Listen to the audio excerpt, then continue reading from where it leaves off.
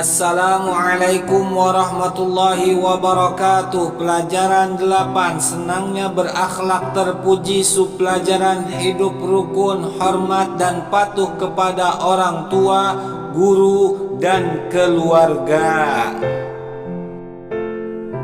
Baik anak-anak, mari kita berdoa terlebih dahulu sebelum kita belajar. Bismillahirrahmanirrahim. Raditu billahi rabba wa bil islami dina wa bi muhammadin nabiyyan wa rasula. Rabbi zidni ilman warzuqni fahma. Amin ya Allah ya rabbal alamin. Bismillahirrahmanirrahim. Alhamdulillahirabbil alamin. Anak-anak, kembali lagi kita belajar agama Islam, melanjutkan materi sebelumnya, yaitu pada pelajaran ke-8, senangnya berakhlak terpuji. Nah, kemarin kita sudah mempelajari bersama-sama sebagian daripada subpelajaran senangnya berakhlak terpuji. Mari kita akan lanjutkan. Nah, kali ini, pada kesempatan kali ini kita akan belajar tentang hidup rukun. Apa itu hidup rukun? Baik anak-anak, mohon perhatiannya. Tahukah kalian makna hidup rukun? Di dalam Kamus Bahasa Besar Indonesia, kata rukun berarti baik dan damai, tidak bertengkar. Hidup rukun artinya hidup damai dan tidak bertengkar, kehidupan yang sangat nyaman.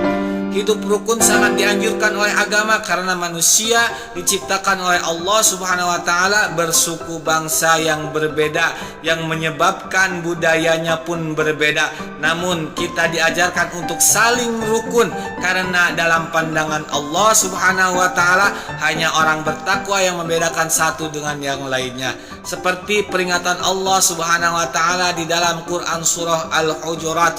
Nah, kali ini mari kita simak Al-Quran surah Al-Hujurat. Bismillahirrahmanirrahim. Ya ayyuhan nasu inna khalaqnakum min dzakarin wa untha wa ja'alnakum syu'uban wa qabaila lita'arafu. Inna akramakum 'indallahi atqakum. Innallaha 'alimun khabir. Yang artinya, wahai manusia, sungguh kami telah menciptakan kamu dari seorang laki-laki dan seorang perempuan. Kemudian kami jadikan kamu berbangsa-bangsa dan bersuku-suku agar kamu saling mengenal. Sesungguhnya yang paling mulia di antara kamu di sisi Allah Subhanahu wa taala ialah orang yang paling bertakwa. Sungguh Allah Maha mengetahui dan Maha teliti. Anak-anak, mohon perhatiannya. Ayat di atas memberitakan bahwa Allah Subhanahu wa taala menciptakan manusia berpasang-pasangan dan bersuku bangsa. Orang yang paling mulia di sisi Allah Subhanahu wa taala adalah orang yang paling bertakwa. Kita hidup di dunia ini tidak sendiri dan selalu membutuhkan bantuan dari orang lain. Kita hidup membantu atau dibantu, baik langsung atau tidak langsung. Ketika kita sakit di kelas, teman dan guru kita yang membantu. Bahkan ketika kita masih kecil dan belum bisa berjalan, orang yang menggendong-gendong kita adalah orang tua, kakak, nenek, atau tetangga kita. Oleh sebab itu kita harus menghormati mereka semua. Baik, jadi dalam bergaul dengan teman-teman di sekolah atau di lingkungan kita harus mendukung dan mengutamakan kerukunan. Nah, itu adalah pengertian daripada hidup rukun. Baik, kita akan lihat contoh hidup rukun. Anak-anak, kalian sudah membaca makna hidup rukun. Sekarang kita cermati contoh-contoh perbuatan yang menyebabkan hidup rukun. Apa saja?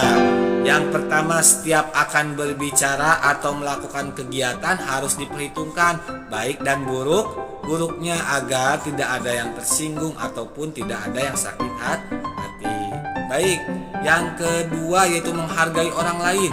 Orang tua, orang yang lebih tua, kakak, adik, teman yang beragama lain, kita harus bisa saling menghargai. Teman yang berasal dari daerah lain pun kita harus hargai.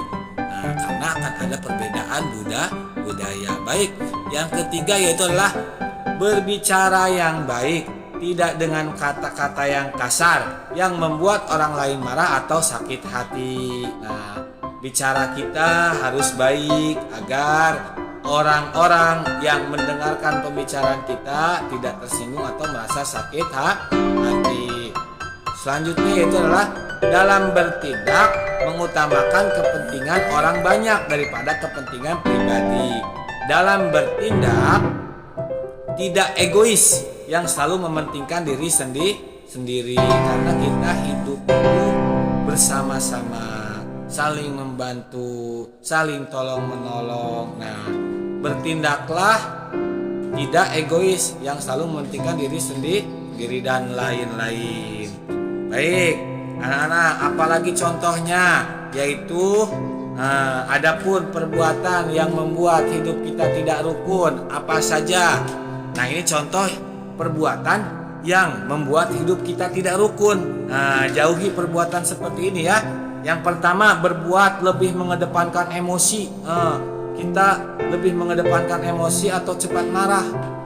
Itu akan menimbulkan rasa sakit hati terhadap orang lain. Yang kedua, tidak menghargai orang lain dan atau menganggap diri sendiri paling benar dan paling pintar. Nah, itu tidak menghargai orang lain itu adalah sikap perbuatan yang tidak baik. Nah, yang ketiga itu adalah suka mencela dan mengolok-olok teman. Perbuatan mengolok-olok atau mencela seringkali menjadi pemicu suatu pertengkaran atau perkelahian. Yang keempat, suka berbicara kasar dan merendahkan orang lain. Nah, dan lain-lain banyak sekali perilaku yang membuat hidup kita tidak rukun, yaitu perbuatan-perbuatan yang sangat tidak terpuji. Baik, kita lanjutkan ya. Baik anak-anak, mari kita lanjutkan materi kita tentang senangnya berakhlak terpuji. Yang selanjutnya yaitu apa yang membuat senang berakhlak terpuji, yaitu adalah hormat dan patuh kepada orang tua, guru, dan anggota keluarga. Nah, kita harus pahami bahwasannya hormat, patuh terhadap orang tua, guru, dan keluarga. Kenapa? Orang tua yang memelihara dan membesarkan kita, guru yang mengajarkan kita membaca dan menulis, sudah sepantasnya kita menghormati dan mematuhi nasihat guru. Allah Subhanahu wa ta'ala telah mengingatkan kita di dalam Al-Quran, surah An-Nisa. Bismillahirrahmanirrahim. Wa'budullaha wa la tusyriku bihi syai'an wa bil walidaini ihsanan wa bidhil qurba wal yatama wal masakin والجار ذي القربى والجار الجنب والصاحب بالجنب وابن السبيل وما ملكت أيمانكم إن الله لا يحب من كان مختالا فخورا, yang artinya, dan sembahlah Allah dan janganlah kamu mempersekutukannya dengan sesuatu apapun, dan berbuat baiklah kepada kedua orang tua, karib kerabat, anak-anak yatim, orang-orang miskin, tetangga dekat dan tetangga jauh, teman sejawat, ibnu sabil, dan hamba sahaya yang kamu miliki. Sungguh Allah tidak menyukai orang yang sombong dan membanggakan diri. Nabi Muhammad SAW pun mendukung untuk berbuat baik kepada orang tua, yaitu man barra walidayhi tuba lahu wa zadallahu fi umurihi, rawahul Bukhari, yang artinya barang siapa yang berbuat baik kepada orang tuanya akan menjadilah ia sebagai orang yang paling baik dan akan dipanjangkan umurnya. Amin. Anak-anak, ayat di atas menganjurkan umat manusia untuk berbuat baik kepada orang tua, sesama anggota keluarga atau kerabat, anak yatim, orang miskin, dan para tetangga yang dekat atau jauh. Bahkan hadis Nabi Muhammad SAW menjelaskan bahwa anak yang berbuat baik kepada ayah bundanya akan dipanjangkan umurnya. Allah ya Rabbal Alamin. Baik, kita akan melihat contoh daripada hormat dan patuh kepada orang tua itu apa saja. Nah, mohon perhatiannya. Yang pertama itu adalah memberi salam, minta izin dan mencium tangan orang tua ketika akan berangkat ke sekolah. Nanti ketika kita akan tatap muka, ketika mau berangkat sekolah, biasakan kita memberi salam, minta izin untuk berangkat sekolah, seraya meminta doanya, mudah-mudahan mendapatkan ilmu yang bermanfaat. Dan jangan lupa mencium tangan orang tua ketika akan berangkat.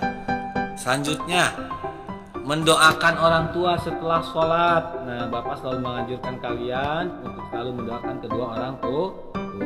Perintah orang tua untuk belajar sungguh-sungguh, tidak banyak menonton TV, banyak bermain, harus dituruti. Jadi perintah orang tua itu untuk belajar sungguh-sungguh, jangan terlalu banyak nonton TV dan bermain. Nah, selanjutnya minta izin terlebih dulu jika ingin bermain ke rumah teman. Dan jangan lupa ketika kita ingin bermain ke rumah teman, kita izin dulu kepada orang tua agar orang tua kita tidak mencari-cari kita, karena ketidaktahuannya kita berangkat ke rumah teman. Baik, selanjutnya apa lagi?